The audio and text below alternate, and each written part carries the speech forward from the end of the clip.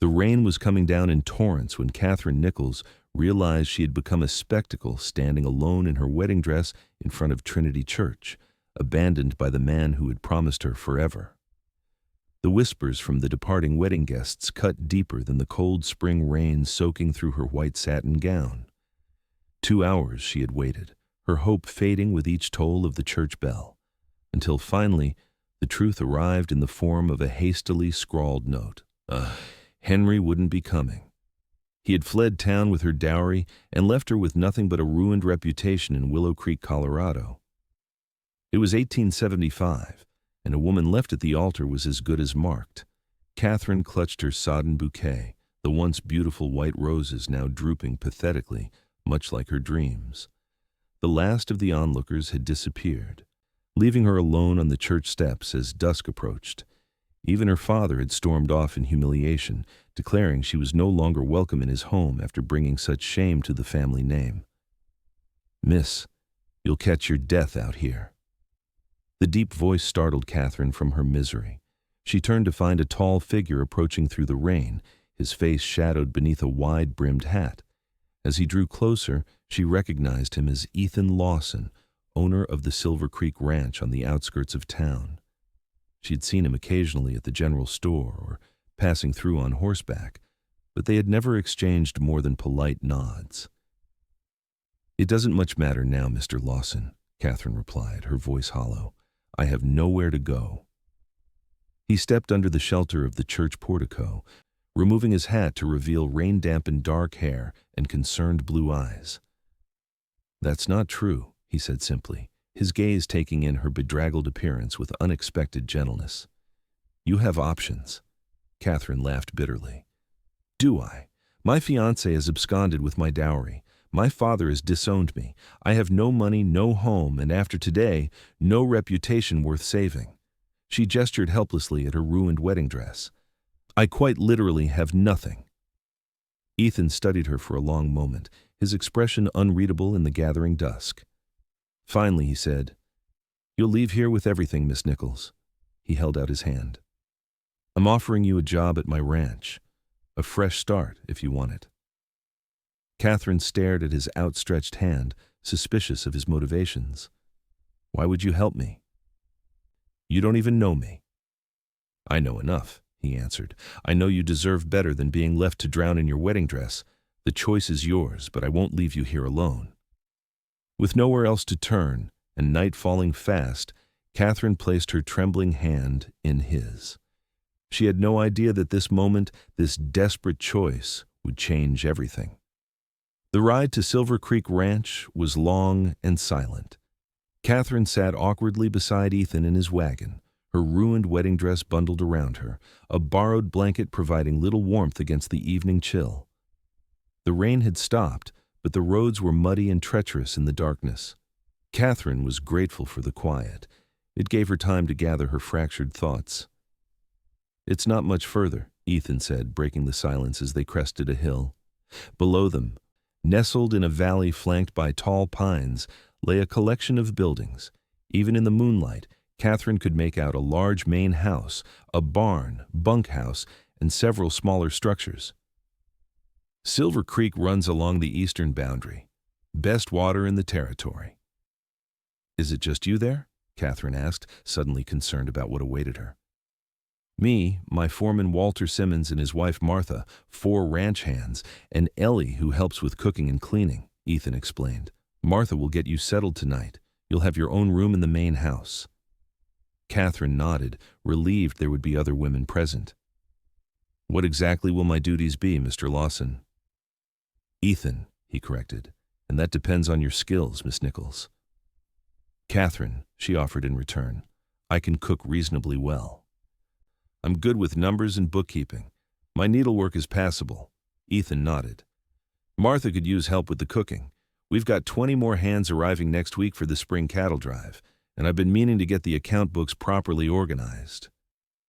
As they approached the ranch, a dog began barking, alerting the household to their arrival. Lights appeared in windows, and by the time Ethan brought the wagon to a halt in front of the main house, a woman had emerged onto the porch, lamp in hand.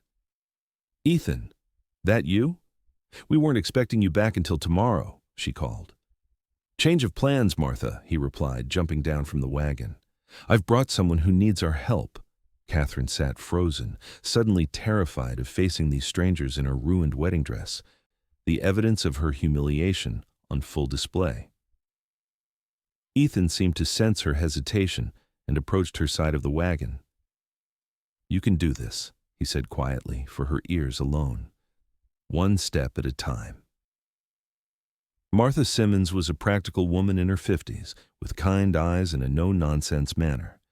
She took one look at Katherine's bedraggled wedding dress and quickly ushered her inside without asking questions, though Katherine could see the curiosity burning in her eyes.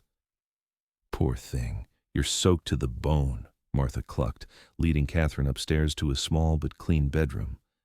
"Let's get you out of that dress and into something warm. I've got a nightgown and robe that should do for tonight, and tomorrow we'll find you some proper clothes." Katherine was overwhelmed by the woman's matter-of-fact kindness. "Thank you, Mrs. Simmons. I don't know how I'll ever repay. Martha, dear, and there's no need for that kind of talk. Ethan wouldn't have brought you here if he didn't think you belonged." She helped Katherine out of the sodden wedding dress, tactfully ignoring the tears that silently tracked down the younger woman's cheeks. "There now, you get some rest. Things have a way of looking different in the morning light." After Martha left, Katherine sat on the edge of the narrow bed, trying to make sense of the day's events. Just that morning, she had been preparing to become Mrs. Henry Blackburn, excited about the future they would build together. Now, Henry was gone, along with her dowry and dreams, and she was sitting in a stranger's home, dependent on charity. A soft knock at the door interrupted her thoughts. "Come in," she called, quickly wiping away her tears. Ethan entered carrying a tray with a steaming cup and a plate of food. "Martha thought you might be hungry," he said, setting the tray on the small table by the window. "That's very kind, but I couldn't possibly eat," Katherine replied, though the aroma of the beef stew made her stomach growl traitorously. "Try anyway," he encouraged. "It's been a long day." Katherine nodded, suddenly realizing she hadn't eaten since early morning. As she picked up the spoon, Ethan moved toward the door, but paused before leaving. "I meant what I said earlier, Katherine," he said, his voice low and serious. "You came here with nothing, but that doesn't have to be how your story ends. Silver Creek can be a new beginning, if you want it to be." After he left, Katherine ate slowly, considering his words. Outside her window, the vast Colorado sky had cleared after the rain, revealing a tapestry of stars. For the first time since reading Henry's abandonment note, Katherine felt a flicker of something other than despair. It wasn't hope, not yet, but perhaps it was its quiet precursor, possibility. The following days passed in a blur as Katherine adjusted to life at Silver Creek Ranch. Martha had provided her with simple, practical clothing, cotton dresses, a sturdy apron, and boots that were a welcome change from the impractical shoes she'd worn in town. The physical labor of helping in the kitchen and around the house was exhausting, but oddly satisfying, leaving little time for dwelling on her heartbreak. By the end of her first week, Katherine had fallen into a routine. She rose before dawn to help Martha prepare breakfast for the ranch hands, spent the morning assisting with household chores, and in the afternoons, she worked on organizing Ethan's chaotic account books in the small office off the main living room. It was during one such afternoon that Ethan found her surrounded by ledgers and receipts, her forehead creased in concentration. "You look troubled," he observed, leaning against the door frame. Katherine glanced up, pushing a stray lock of hair behind her ear. "Your bookkeeping system is... well, to be frank, it's hardly a system at all."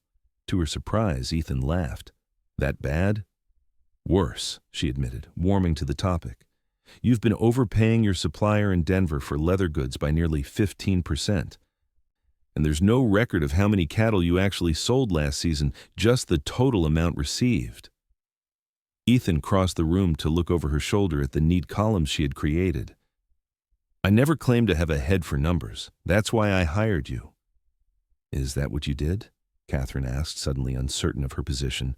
They had never formally discussed terms of employment or wages. Ethan seemed to read her thoughts. "You've more than earned your keep already," he said. I'd like to make it official salary included. That is, if you intend to stay. The question hung in the air between them. Katherine had been so focused on getting through each day that she hadn't thought beyond the immediate future. The memory of her abandoned wedding still stung, but the constant activity and the kindness she had encountered at Silver Creek had dulled its sharp edges. "I'd like to stay," she said finally, "at least for now." Ethan nodded, his expression revealing nothing of his thoughts. "Good. We'll discuss terms after supper." That evening, after the ranch hands had eaten and returned to the bunkhouse, Ethan invited Katherine to join him on the front porch. The spring air was mild, fragrant with pine and the promise of summer. Katherine wrapped a shawl around her shoulders as she settled into one of the rocking chairs. "I can offer you $30 a month," Ethan began without preamble, "plus room and board. In exchange, you'll continue helping Martha with the household and managing the accounts." Katherine was stunned. It was a generous wage for a woman, especially one in her circumstances. "That's more than fair," she managed. "There's something else," Ethan continued, his gaze fixed on the distant mountains. "People in town will talk. They already are, I imagine, about you being here." Katherine's cheeks flushed with embarrassment. She hadn't considered how her presence at Silver Creek might appear to others. "I hadn't thought—" "It doesn't matter what they think," Ethan interrupted firmly. "But it might matter to you. Your reputation." "My reputation was ruined the moment Henry left me at the altar," Katherine said, surprising herself with the lack of bitterness in her voice. "Truthfully, I find I care less about that with each passing day." Ethan studied her for a long moment. "You're stronger than you know," he said finally. Under the weight of his gaze, Katherine felt an unexpected flutter in her chest. She looked away quickly, unnerved by her reaction. Ethan Lawson was her employer, a man who had offered help when she desperately needed it, nothing more. "Tell me about the cattle drive," she said, changing the subject. "Martha mentioned you'll be leaving soon." If Ethan noticed her deflection, he didn't comment on it. Instead, he began explaining the upcoming drive to Denver, where he hoped to secure better prices than the local buyers were offering. As he spoke, Katherine found herself drawn into the details of ranch life, the challenges, the risks, and the satisfaction of building something enduring. "You love it here, don't you?" she observed when he finally fell silent. "I do," he admitted. "My father built this place from nothing. When he died 5 years ago, it was in debt and barely surviving. Now—" He gestured toward the sprawling ranch lands, silver tinged in the moonlight. "Now it's starting to become what he always envisioned." "You should be proud," Katherine said softly. "I'm not there yet," Ethan replied, "but I'm working on it." He stood abruptly, as if uncomfortable with the personal turn of their conversation. "It's getting late. You should get some rest." Katherine nodded and rose to her feet. At the door, she paused. "Thank you, Ethan. Not just for the job, but for everything." He inclined his head slightly in acknowledgement but remained on the porch as she entered the house. Through the window, Katherine watched him staring out at his land, his broad shoulders silhouetted against the night sky, and felt again that strange flutter. Pushing the feeling aside, she headed upstairs to her room. Whatever was developing between them, respect, friendship, or something else entirely, would have to wait. For now, Katherine needed to focus on rebuilding her life, one day at a time. The day of the cattle drive's departure dawned clear and crisp. The ranch was a flurry of activity as the men made final preparations, checking supplies and securing equipment. Katherine found herself unexpectedly anxious as she helped Martha pack food provisions for the journey. "They'll be fine," Martha assured her, noticing her distraction. "Ethan's done this run a dozen times. Walter and the boys know what they're doing." "Of course," Katherine agreed quickly, embarrassed that her concern was so transparent. "I just hope the weather holds for them." Martha gave her a knowing look, but didn't press the issue. "Come help me wave them off. It's tradition." Outside, the 25 cowboys were mounted and ready. The herd of nearly 500 cattle gathered in the valley below, their movements creating a living sea of brown and white. Ethan rode over to where Katherine and Martha stood on the porch. "Everything's set," he told Martha. "Walter has the list of supplies to bring back from Denver." "You just focus on getting a good price for those beeves," Martha replied, "and keeping my husband out of trouble." Ethan grinned, then turned to Katherine. "The new ledger system is in my office. Feel free to continue working on it while I'm gone. And if Jenkins comes by about that fence line dispute, tell him I'll deal with it when I return." "I will," Katherine promised. "Safe travels." Ethan held her gaze for a moment longer than necessary. "I'll be back in 3 weeks, give or take. Try not to fix everything around here before I return." Katherine smiled despite herself. "I'll leave you something to do." With a tip of his hat, Ethan rejoined the other riders. A series of whistles and calls set the herd in motion, and Katherine watched until the last rider disappeared over the ridge, a strange emptiness settling in her chest. "He'll miss you too," Martha said quietly. "I don't know what you mean," Katherine protested, feeling heat rise to her cheeks. Martha just smiled and patted her arm. "Come along, we've plenty to keep us busy until they return." The days without Ethan stretched longer than Katherine would have expected.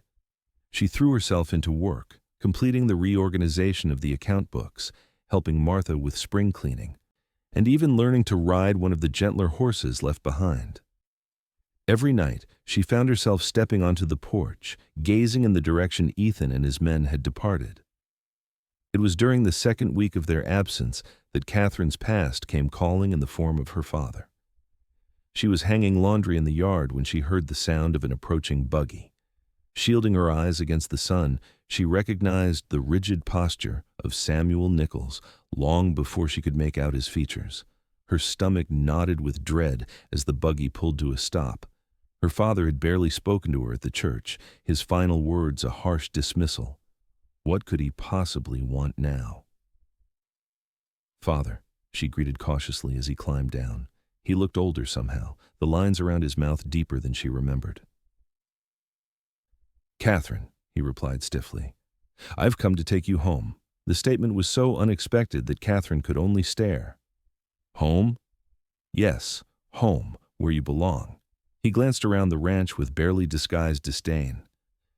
"This situation has gone on long enough. People are talking." Katherine felt a surge of indignation. "People have been talking since Henry left me at the altar. You didn't seem concerned about that when you told me not to darken your doorstep again." Her father had the grace to look uncomfortable. "I was angry, humiliated, but you're still my daughter." "What's changed?" Katherine asked, suspicion replacing surprise. Samuel Nichols straightened his jacket, avoiding her gaze. "Henry Blackburn has returned to Willow Creek. He claims there was a misunderstanding that he never intended to abandon you." Katherine felt as if she'd been doused with cold water. "Henry is back? And you believe him?" "He's explained everything. There was an urgent business matter." "That required him to take my dowry and disappear without a word?" Katherine interrupted, disbelief coloring her tone. "He's returned most of the money," her father continued, as if that settled everything. "He wants to make amends, to go through with the wedding." Katherine couldn't believe what she was hearing. After all the pain Henry had caused, her father expected her to simply forgive and marry him. The very idea was preposterous. "No," she said firmly. Samuel Nichols blinked in surprise. "No? What do you mean, no?"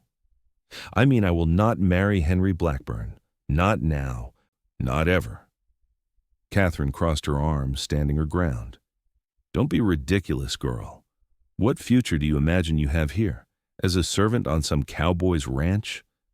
Her father's face reddened with anger. "At least with Henry, you'll have position, security."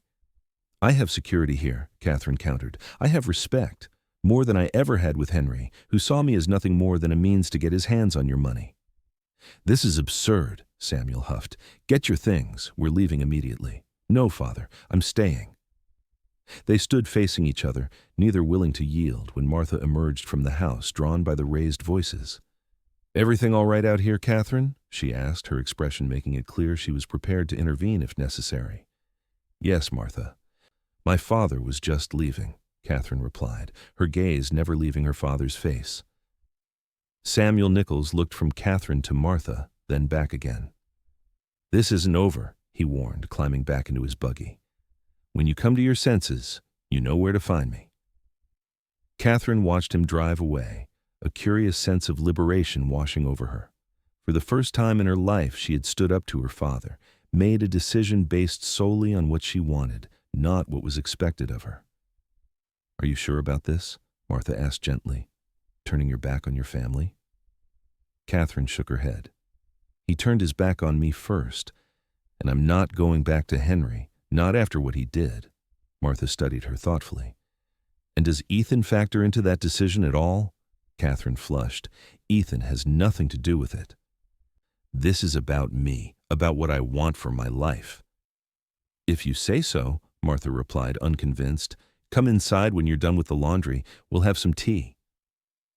Alone again, Catherine returned to her task, but her mind was racing.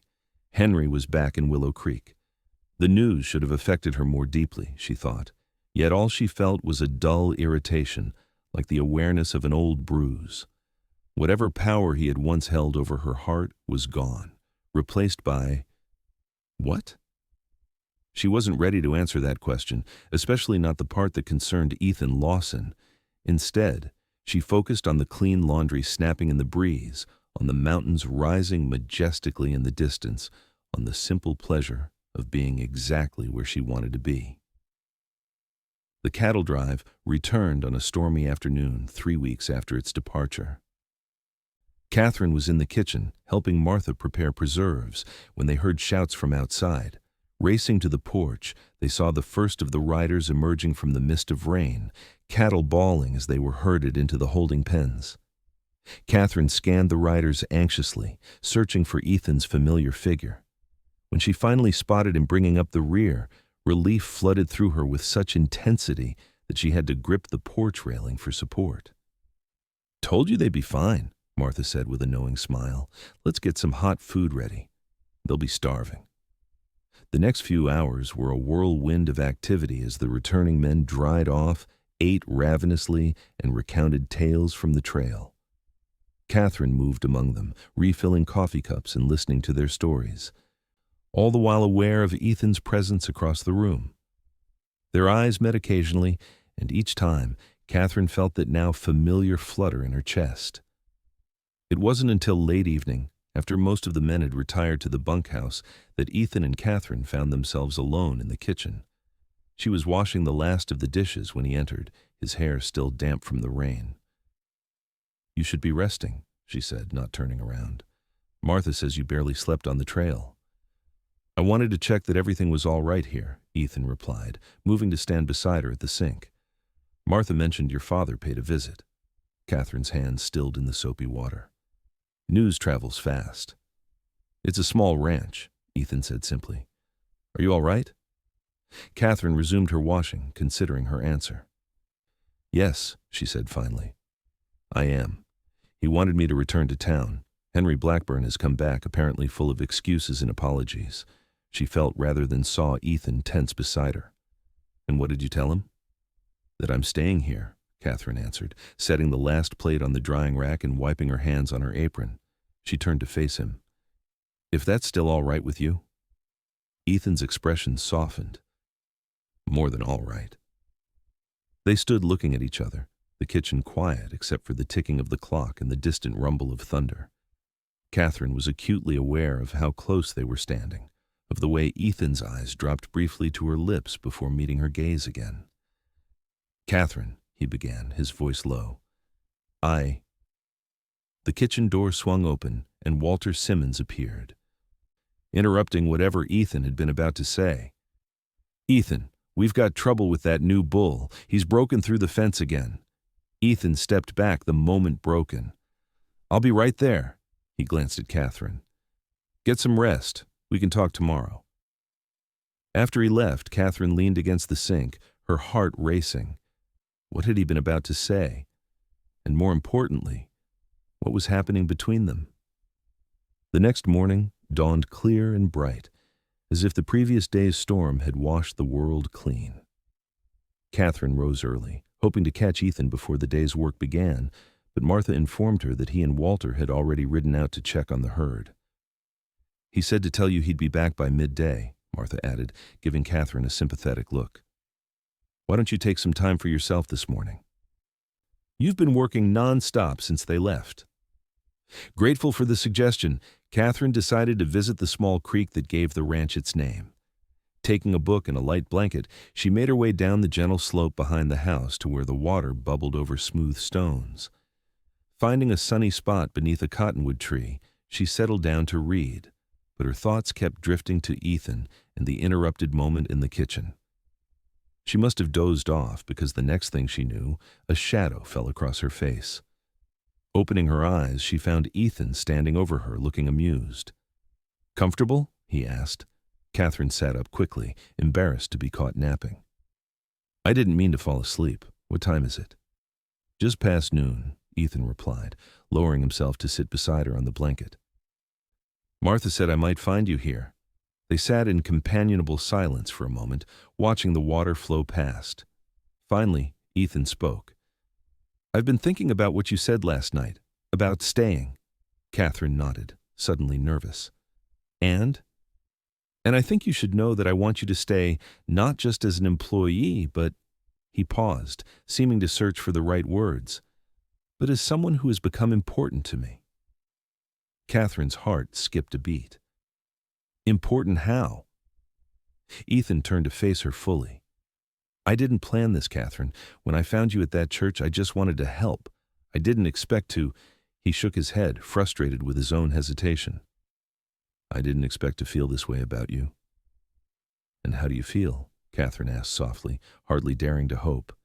Instead of answering with words, Ethan leaned forward and kissed her, a gentle, questioning kiss that sent warmth spreading through her entire body. When he pulled back, his eyes searched hers, looking for a response. "I think," Katherine said carefully, "that I feel the same way." The smile that spread across Ethan's face was like sunrise breaking over the mountains. He reached out to touch her cheek, his calloused fingers surprisingly gentle. "I know it's too soon. You're still healing from what happened. I'm not asking for promises." Katherine placed her hand over his. "What are you asking for?" "Time," Ethan replied. "Time for us to get to know each other better. Time for you to be sure about what you want." The consideration in his request touched Katherine deeply. Henry had pursued her with flattery and grand gestures, but never once had he truly asked what she wanted or needed. Ethan was offering her something far more valuable, the freedom to choose her own path.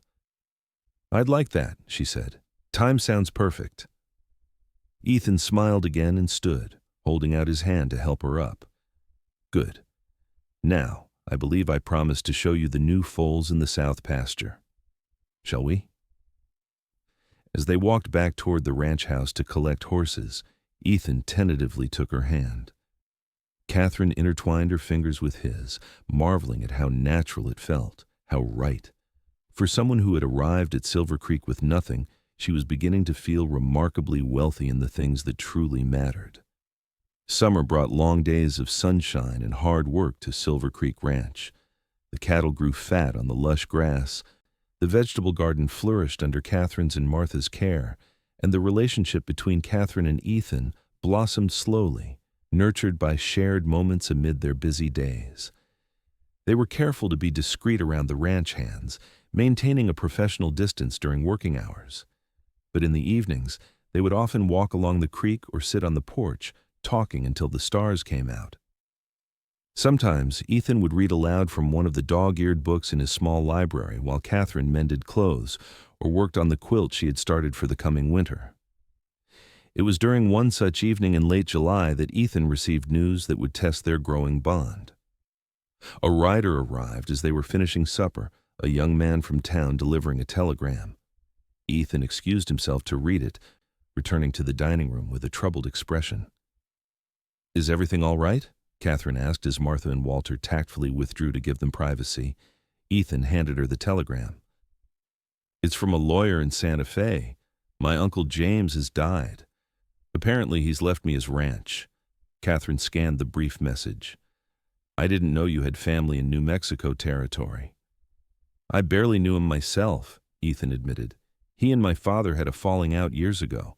I met him only once when I was a boy.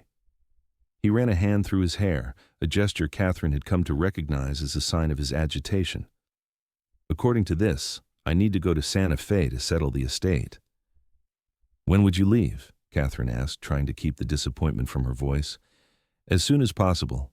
Tomorrow, if I can make arrangements. Ethan met her eyes. I'd like you to come with me. The invitation caught Katherine by surprise. To Santa Fe? But the ranch? Walter and Martha can handle things here for a couple of weeks, Ethan said. And he took her hand across the table. I don't want to be away from you that long. Katherine's heart swelled at his admission.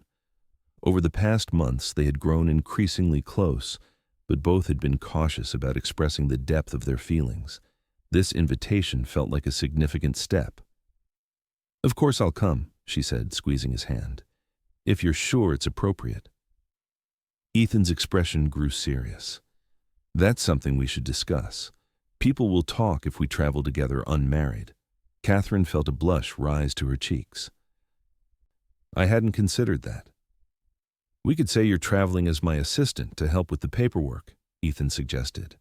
Or, he hesitated, we could get married before we leave. The proposal, if that's what it was so matter-of-fact that Katherine wasn't sure she had heard correctly. Married? Are you asking me to marry you, Ethan Lawson?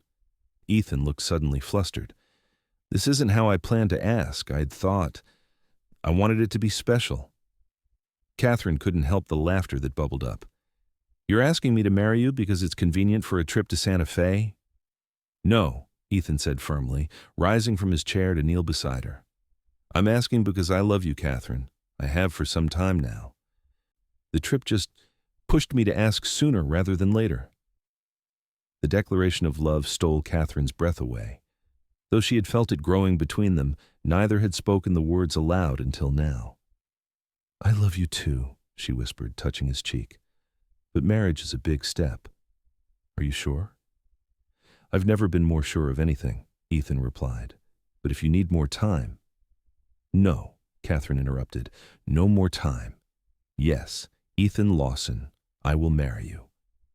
The journey to Santa Fe was long, but mercifully uneventful. They had been married in a simple ceremony at Silver Creek, with Martha, Walter, and the ranch hands as witnesses, before departing the following day. Katherine wore a pale blue dress that Martha had helped her alter for the occasion, and Ethan had presented her with a slim gold band that had belonged to his mother. Now, as husband and wife, they traveled by stagecoach and train, the changing landscape outside the window reflecting Katherine's own transformation from abandoned bride to cherished wife. She often caught herself staring at the gold band on her finger, still amazed by the turn her life had taken. Santa Fe was unlike any place Katherine had ever seen. The adobe buildings glowed golden in the sunlight, and the mixture of Spanish, Mexican, and American influences created a vibrant atmosphere that captivated her immediately.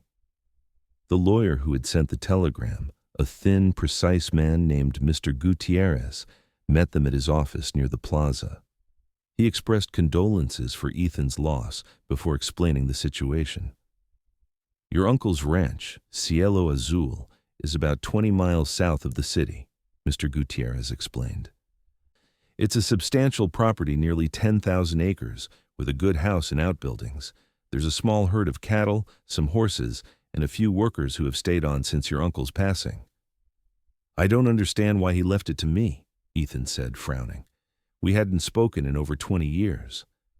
Mr. Gutierrez adjusted his spectacles. According to the letter he left, he never married or had children of his own. You were his only living relative. The lawyer continued outlining the details of the inheritance, but Katherine could see that Ethan was troubled. When they were finally alone in their hotel room that evening, she broached the subject gently. Are you all right? She asked, sitting beside him on the edge of the bed. You've been quiet since we left the lawyer's office." Ethan sighed, taking her hand. "I'm trying to make sense of it all. Why would Uncle James leave me everything when we were practically strangers?" "Perhaps he regretted the rift with your father," Katherine suggested. "This might have been his way of making amends, even if it was too late for a reconciliation." "Perhaps," Ethan conceded. "Mr. Gutierrez said we should ride out to see the ranch tomorrow. I suppose that might provide some answers." "Then that's what we'll do," Katherine said, leaning against his shoulder. "Together." Cielo Azul, blue sky in Spanish, was well named. As Ethan and Katherine rode the final stretch toward the ranch the next morning, the vast New Mexico sky stretched endlessly above them, a deeper blue than Katherine had ever seen in Colorado. The main house came into view as they crested a hill, a sprawling adobe structure with a wooden portico and a red-tiled roof. Several outbuildings surrounded it, and in the distance, Katherine could make out grazing cattle and a small herd of horses. As they approached, a man emerged from the barn, shading his eyes against the sun. He appeared to be in his 60s, with weathered skin and silver hair that contrasted sharply with his dark complexion. "You must be James's nephew," the man called as they dismounted. "I'm Miguel Ortiz, foreman of Cielo Azul. We've been expecting you." Ethan shook the offered hand. "Ethan Lawson, this is my wife, Katherine." Miguel nodded respectfully to Katherine before turning back to Ethan. "Your uncle spoke of you often. He was proud of what you've accomplished with your own ranch, though he never told you so." How would he know about my ranch?" Ethan asked, surprised. Miguel smiled. "James had his ways of keeping informed. Come, let me show you the house. Sophia has prepared lunch for us." The interior of the house was cool and spacious, with thick adobe walls that kept out the heat. The furnishings were a mix of Spanish colonial and American styles, creating an atmosphere that was both elegant and comfortable. Katherine was particularly taken with the central courtyard, where a small fountain burbled amid flowering plants. Sophia, Miguel's wife and the housekeeper, served them a delicious meal of chicken enchiladas, beans, and fresh tortillas. Throughout the meal, Miguel shared stories about James Lawson, painting a picture of a complex, private man who had built Cielo Azul into a prosperous operation through hard work and determination. "In many ways, you remind me of him," Miguel told Ethan. "He was just as serious about his responsibilities, just as honorable." After lunch, Miguel took them on a tour of the property. The more Katherine saw, the more impressed she became. The ranch was well-maintained and intelligently organized, with innovations that even Ethan admitted were worth adopting at Silver Creek. "What will you do with it?" Katherine asked quietly as they paused on a ridge overlooking the valley where the cattle grazed. "Will you sell it?" Ethan frowned thoughtfully. "I'm not sure. It's a fine property, probably worth more than Silver Creek, but it's not home," Katherine finished for him, understanding his hesitation. "No," Ethan agreed. "It's not home." That evening, as they prepared to return to Santa Fe, Miguel handed Ethan a sealed envelope. "James left this for you. He asked that you read it alone." Back at their hotel, Ethan opened the letter while Katherine busied herself unpacking their saddlebags, giving him privacy. When she glanced over, she saw that his expression had softened, a mixture of sadness and understanding in his eyes. "He knew he was dying," Ethan said, holding out the letter for her to read. "He had heart troubles for years. That's why he put everything in order." Katherine sat beside him and read the carefully penned words. "Ethan, by the time you read this, I will be gone. I regret that we never had the chance to know each other as family should. The quarrel between your father and me was bitter. But it was also foolish, the kind of stubborn pride that seems to run in Lawson blood. I have watched your progress from afar. You've built Silver Creek into something your father would have been proud of, just as I hope I have done with Cielo Azul. Now, both are yours. What you do with this inheritance is your choice. Sell it, keep it, or give it away. The decision is yours to make. My only hope is that you will learn from my mistakes. Don't let pride keep you from the people who matter. Your uncle, James Lawson." He was alone, Ethan said quietly when Katherine finished reading. All those years, by choice. Katherine placed her hand over his. But he made sure you wouldn't inherit his regrets along with his ranch. They spent the next several days exploring Cielo Azul more thoroughly and meeting with Mr. Gutierrez to handle the legal aspects of the inheritance. Ethan spoke at length with Miguel about the day-to-day operations and the challenges specific to ranching in New Mexico territory. On their final evening at the ranch, Ethan and Katherine sat on the portico, watching the sunset paint the distant mountains in shades of purple and gold. The air was fragrant with pinyon pine and sage, a scent Katherine had come to associate with this place. "I've made a decision," Ethan said, breaking the comfortable silence between them. "About Cielo Azul." Katherine turned to him expectantly. "And?"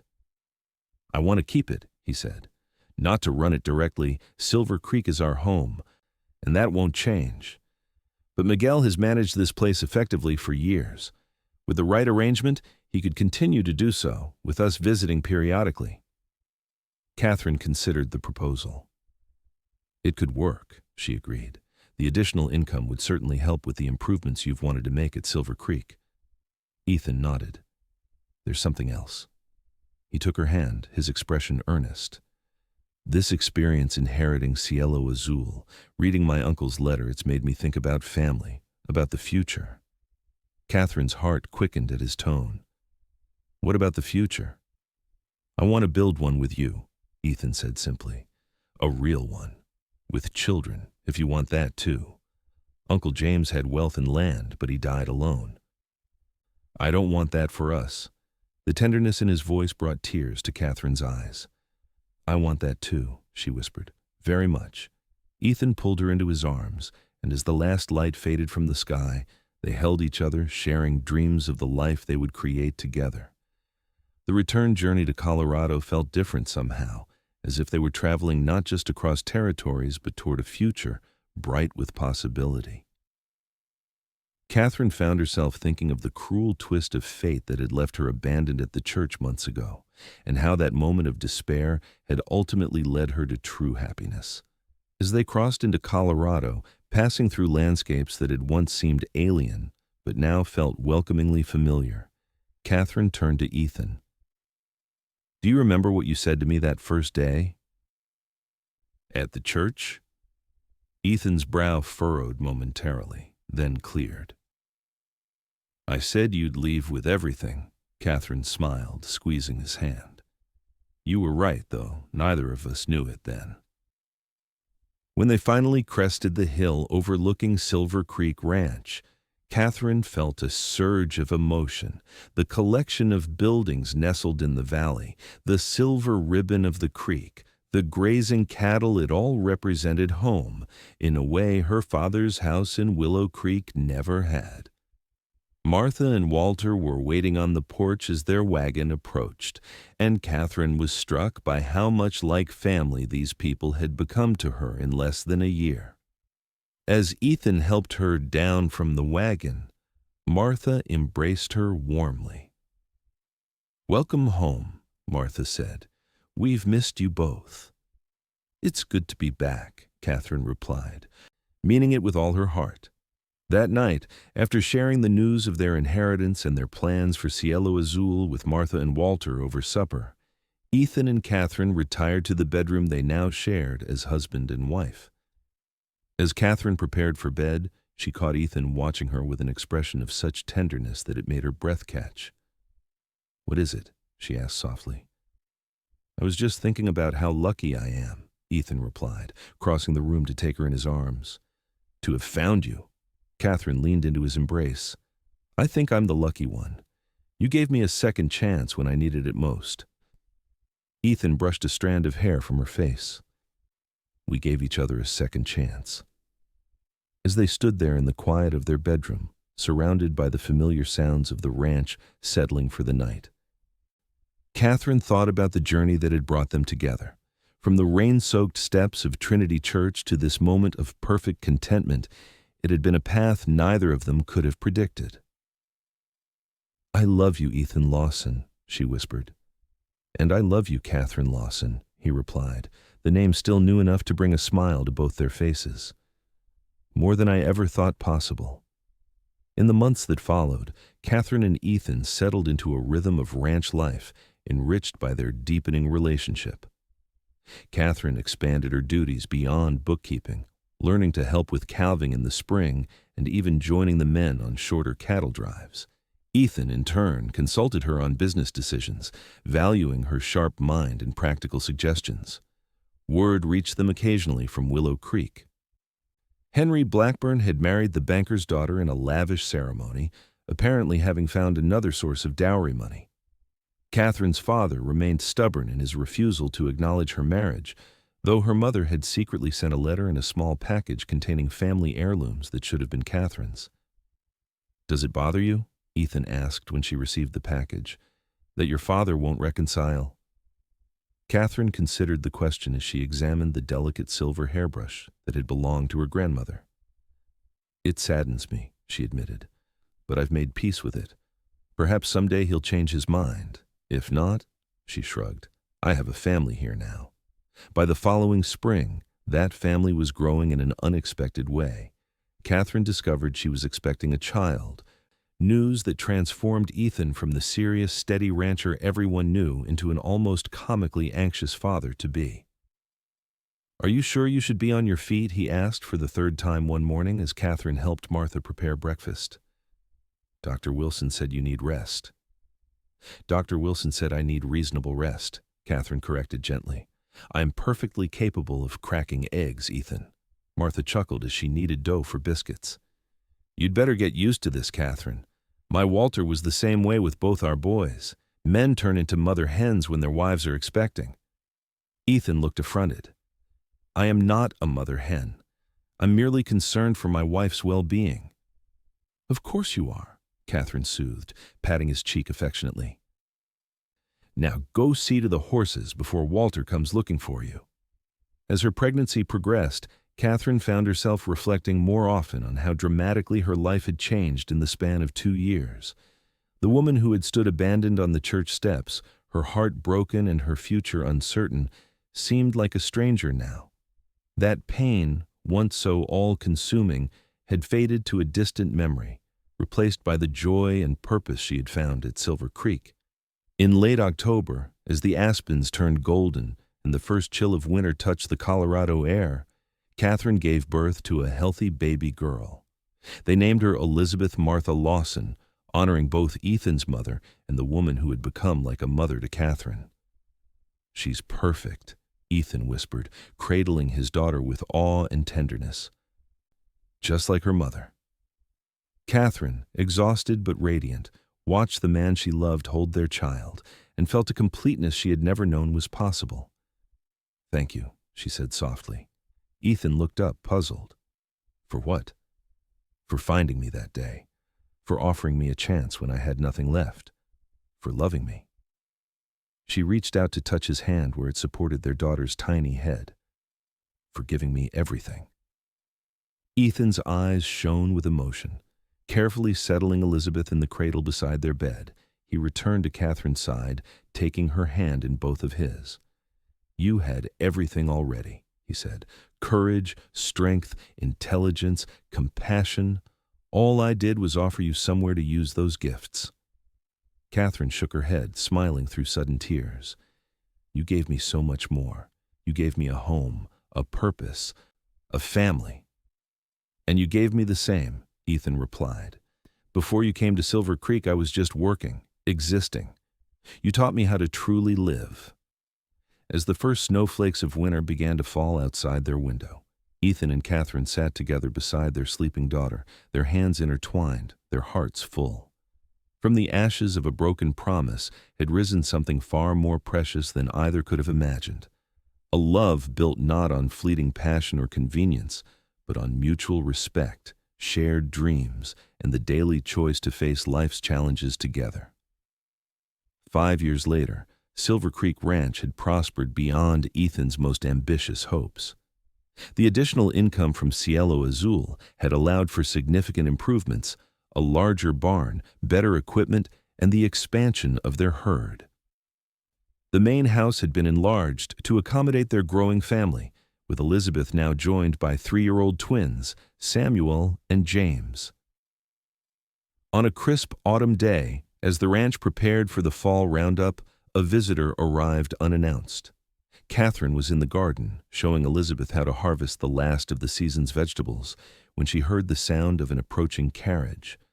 Shielding her eyes against the sun, she recognized the figure sitting stiffly in the driver's seat. "Father?" she said incredulously as Samuel Nichols brought the carriage to a halt. He looked older, more frail than when she had last seen him, but his expression was softer somehow, lacking the stern disapproval she remembered. "Katherine," he acknowledged, climbing down carefully, "I hope I'm not intruding." "Not at all," Katherine replied, still stunned by his unexpected appearance. "Elizabeth, this is your grandfather. Father, this is your granddaughter, Elizabeth." The little girl, who had inherited Katherine's red gold hair and Ethan's blue eyes, regarded the stranger curiously. "Hello, sir," she said politely, remembering her manners. Samuel Nichols seemed momentarily at a loss for words, his gaze fixed on the child. "She looks like you did at that age," he said finally, a note of wonder in his voice. "Would you like to come inside?" Katherine offered, uncertain of his purpose but unwilling to turn him away. "I can make coffee or tea if you prefer." As they settled in the comfortable parlor of the main house, Katherine sent one of the ranch hands to find Ethan, who was working with the horses in the south pasture. Elizabeth, after being assured she could return to her gardening later, ran to find her twin brothers who were napping under Martha's watchful eye. "This is a fine home you have," Samuel observed, looking around at the well-appointed room with its mix of practical and beautiful furnishings. "Thank you," Katherine replied. "It's been a labor of love." An awkward silence fell between them, 5 years of estrangement creating a chasm neither seemed to know how to bridge. Finally, Samuel cleared his throat. "I owe you an apology, Katherine," he said, the words coming with evident difficulty. "I was wrong, about many things, but especially about the man you married." Katherine was speechless. Her father had never apologized to anyone, as far as she knew. Before she could respond, he continued. "Your mother has been unwell," he said, his voice softening with worry. "Nothing serious, the doctor assures me, but it has made me think about what matters, about the time we've lost." "I'm sorry to hear about Mother," Katherine said sincerely. "Is there anything we can do?" Samuel shook his head.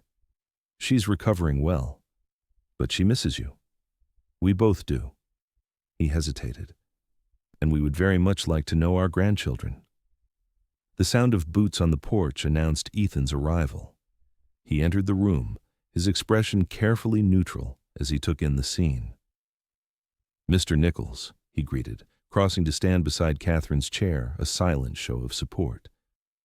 "Mr. Lawson," Samuel replied, standing to offer his hand. "I was just telling Katherine that I owe both of you an apology." Ethan accepted the handshake, his surprise evident but controlled. "That's not necessary, sir." "It is," Samuel insisted. "I judged you unfairly based on prejudice and wounded pride. I can see now that my daughter made a far wiser choice than I gave her credit for." Katherine felt tears prick her eyes. "Father,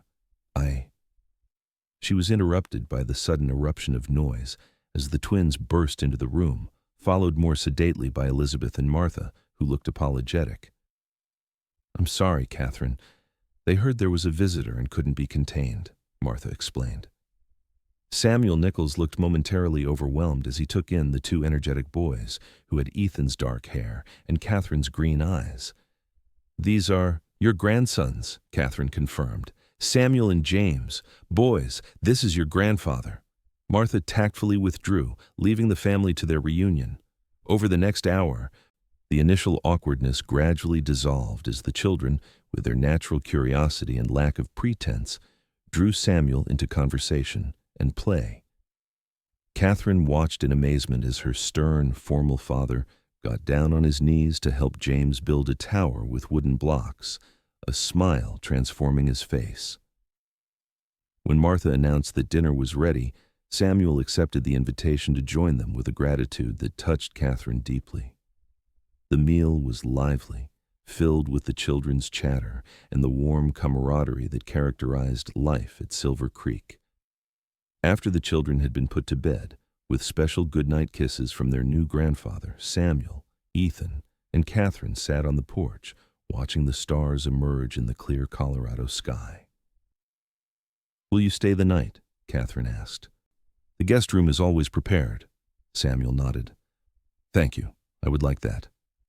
He paused, seeming to gather his thoughts. "I have a proposition for both of you. Your mother and we would very much like it if you would consider visiting Willow Creek." "Not permanently," he added quickly, seeing their expressions. "Just a visit. Perhaps for Christmas?" Katherine looked at Ethan, a question in her eyes. He squeezed her hand gently. "It's your decision," he said quietly, "but I think it might be good for all of us." Turning back to her father, Katherine nodded. "We would like that, Father. Very much."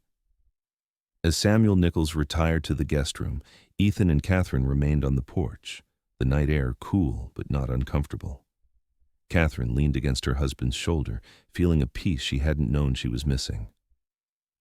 "Are you all right?" Ethan asked, his arm around her. "More than all right," Katherine replied. "I never thought I'd see this day. My father, apologizing, accepting us."